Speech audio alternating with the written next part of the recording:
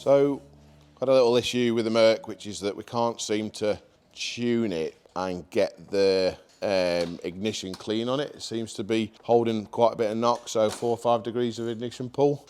But we've worked out that the cat has collapsed and the downpipe's got a sports cat, so we've got a second-hand pipe here, which is catless, and we're going to fit that on, and that should reduce the back pressure down now and sort out the issue that we've been having with the timing pull on the Merc. So, because we were at 420 horsepower and with 4 or 5 degrees of ignition pull, and really it should be up near the 450s, especially with the turbo that's on it. So hopefully now with the restriction gone out of the downpipe, we should be back up there with that power. So what are you doing then, Jules?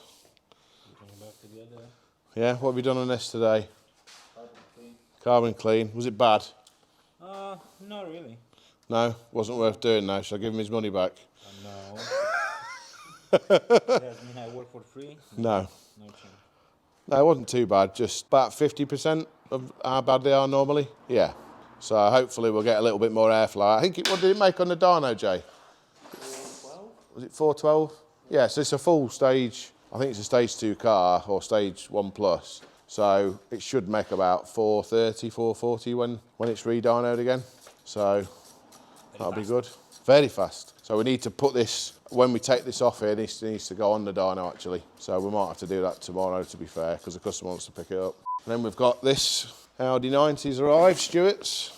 This is a Audi 90 Quattro, 1986, or 85, C-Reg. And it's been dipped. That's why it's got no paint on it. This is, John Webster has done a roll cage in it, and he's made the exhaust and the boost pipes. So this runs a charge cooler system in the car, in the passenger footwell, and then we run an ice box. So basically we fill the box in the back, if you come through here, Axel. So you fill this box up full of ice, and it has an internal pump in it, and then that basically runs the water, ice cold water, through the charge cooler, which is just under the dash there. So that's where that is. So there's a huge charge cooler there. Then we're going to run, this is going to run a 6-speed, no it's not, I'm lying, it's an 01E 6-speed gearbox, but it's only got 4 gears in it. So the other 2 gears are removed. And basically it's a 4-speed sequential drag box. It's been turned into sequential. I'll show you a picture of that in a minute. Then this is going to have a Motec engine ECU, PDM, Motec dash, button pack, everything, so there'll be no fuses or relays in. Fuel tank and everything's in the boot. So it's all firewalled. So the boot's all on fittings, just comes off. And then you've got your parachute bar, which goes in there. It's not the exhaust, it's the parachute bar. So I have a parachute there. And then in the boot, you've got fuel tank, fuel system and everything.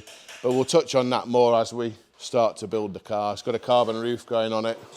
And then I think we're going to get Sebastian from Old Sand's going to paint it for us. So that's that car.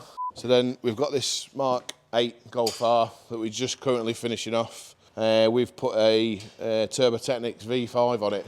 So we've made an adapter kit, so we're going to run a Mark 7 downpipe, which we've added added 2 EGT bungs into, and we've also added an extra lambda, because the lambda sensor's in the downpipe, not in the turbo. So we've blanked the lambda hole off in the turbo. We've relocated the DV back up to the turbocharger, made a wiring loom extension so we can keep it without cutting the wiring loom, and then we've blocked off the DV outlet on the up pipe, because the DV's in a different place on a Mark 8. And then we're running, this has a E-Venturi intake, carbon intake. What we've done, we've used the front of the Mark 8 intake and the back of a Mark 7 intake, and it all literally fits together. So, and then we run the Turbo Technics hose.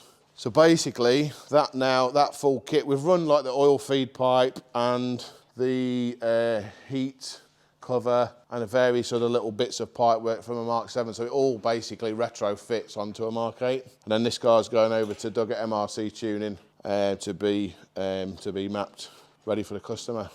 So this is the 4-speed, 6-speed 01E sequential gearbox. So basically that would be like out of an Audi S2, S4, RS4 B5, S4 B5. What we do is Kirill at Drag Power takes the box and puts a mechanism in there that turns it into a sequential, and then we use, this is one of Dave from EPS Motorsports sequential shifters, and then you just pull him back on the gear, same as like what we put in Ivan's rally car.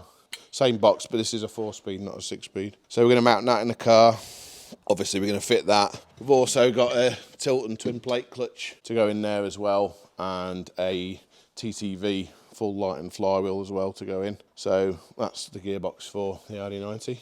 So Kieran's S3, we've done another video on that when we were on the dyno. We've done some road logs now, got a small tweak to make, which we'll probably do Monday now because we're just too busy. So we'll do that on Monday, and that's that car done and ready for him. So this was Calvin's RS6 originally, and it was sold 2 years ago. We put some Turbotechnics turbos on it, and at the time we really wanted to change the actuators, but there was no time, and he was like, wanted the car back and stuff, which is fine. But then it got sold, and then the guy who bought it wanted to do various other things, and we didn't really want to do it the way he did. So long story short, it was then sold 2 years later to Amrit, who owns it now, who wants to do it the way that we do.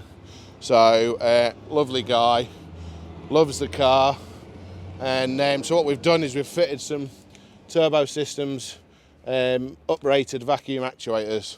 So, and it's had a repair done on the wastegate arms as well, because they're all on there working. So ultimately what's happened is that the normal actuators, the vacuum chamber's just not big enough, so it doesn't create enough vacuum to pull.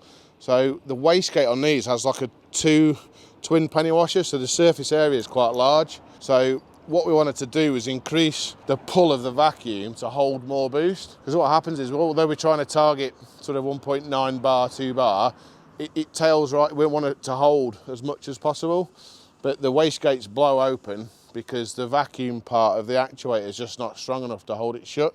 So by fitting these actuators and then reducing the size of the wastegate arm down, you get more leverage, which will hold the wastegate shut, so you're then able to, yes, your exhaust manifold pressure will go up, but ultimately you'll get more boost. So even if you want to run it at a much higher boost, your manifold pressure is very high, but you don't have to run it as much.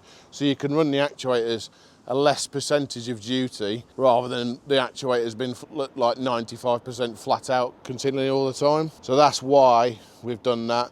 And this is going back over to MRC Tuning, who tuned it originally, and they're going to put map switching on it for, because it runs meth, so it runs meth all the time, but they're going to do like a low boost map, a meth and high boost map, and then a meth, high boost and octane booster map as well. So it made about 800 before, 820 on a cool down run, so hopefully now we can see at least that, and then a little bit more potentially. So we'll see where we go.